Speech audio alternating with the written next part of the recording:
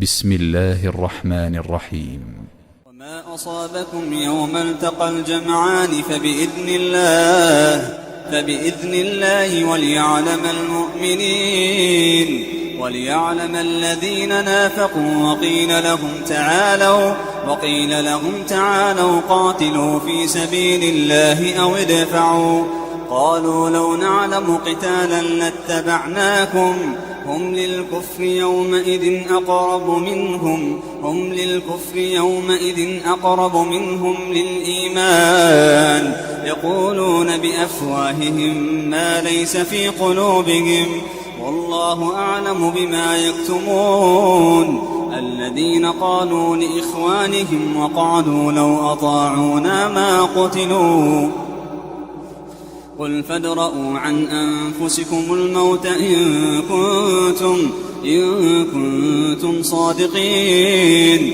ولا تحسبن الذين قتلوا في سبيل الله أمواتا بل أحياء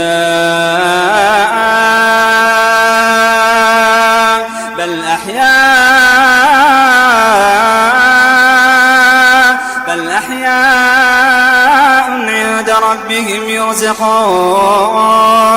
ولا تحسبن الذين قتلوا في سبيل الله أمواتا بل أحياء عند ربهم يرزقون فرحين بما آتاهم الله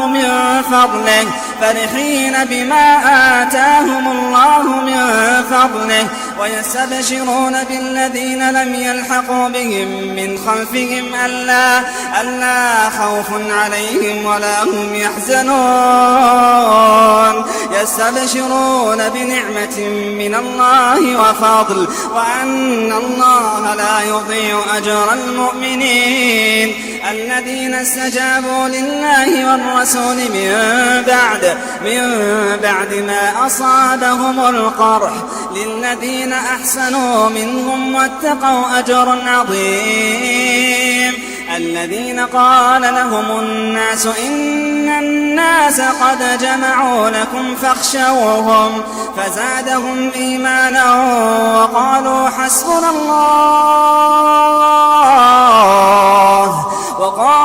حسبنا الله ونعم الوكيل. فانقلبوا بنعمة من الله وفضل لم يمسسهم سوء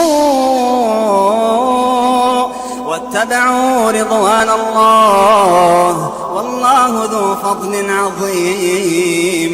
إنما ذلكم الشيطان يخوف أولياءه فلا تخافوهم وخافون إن كنتم